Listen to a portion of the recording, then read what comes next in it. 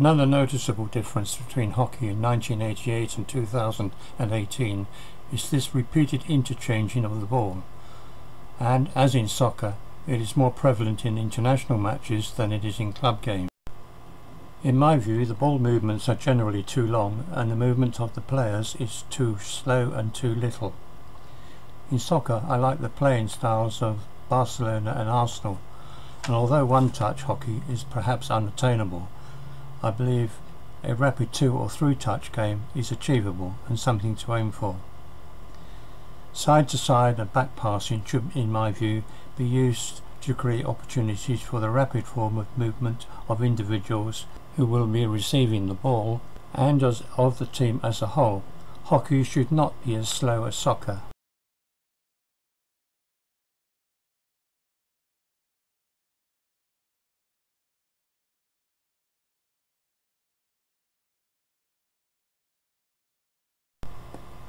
This next incident brings up another matter I've got a bee in my bonnet about. That is the number of officials we have controlling a hockey match. On last sight, the umpire was near to the baseline and has possibly moved up to the 25-metre line as this incident occurred, which means he's far too far away to have any idea at all what happened. Penalising the Belgian player for what was a forced foot contact after the GB player had already played on was a silly decision here.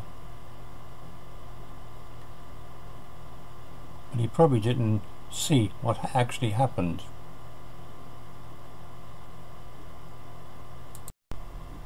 I believe that in international level matches there ought to be 5 officials, 4 flag officials and a central umpire.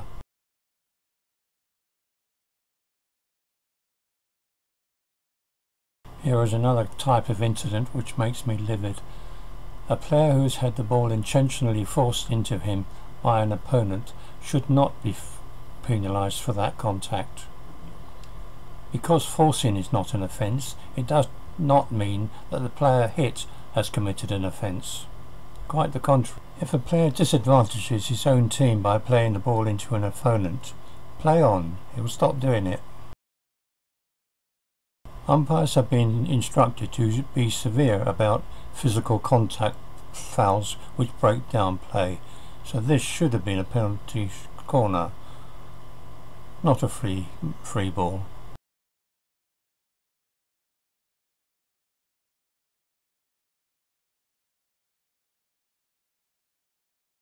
This is a mess. The Belgian player was awarded a free ball after forcing the ball into the foot of a GB player, and then the Belgian player takes the free as a self-pass before the GB players have retreated. The Nero one in fact makes no attempt at all to retreat. Instead of a penalty corner, the umpire orders a retake of the free ball when the Belgian team are in a position of far greater advantage than they are going to be retaking the free ball.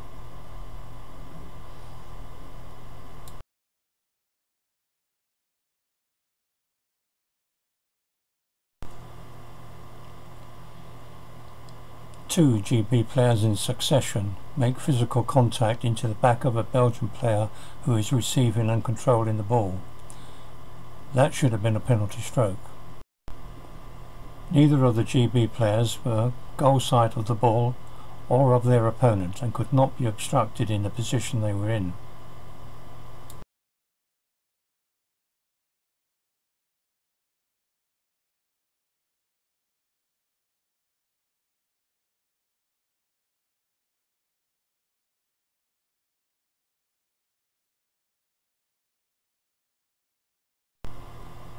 Here we have the ludicrous penalty, which needs to be replaced with a power play in the 23-metre area.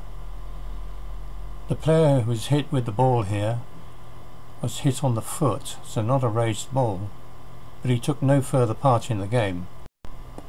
He could be seen walking around after the game using crutches.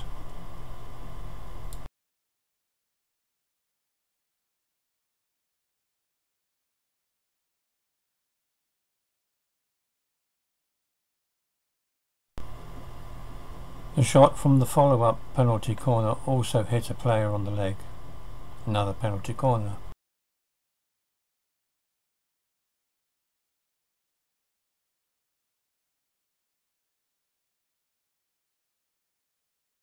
The GB number 13 here, perhaps upset with a physical contact, it's not clear, throws a punch into the face of his Belgium opponent. That should have been a red card. He happens to have been the player who scored both of Great Britain's goals.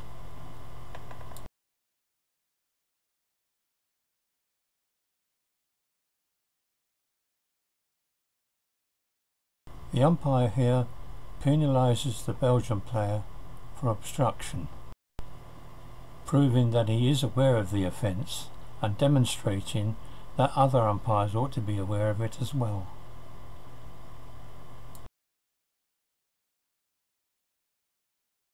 After having wasted several seconds aimlessly passing the ball around, this player has 2 seconds left to do something, and does something silly.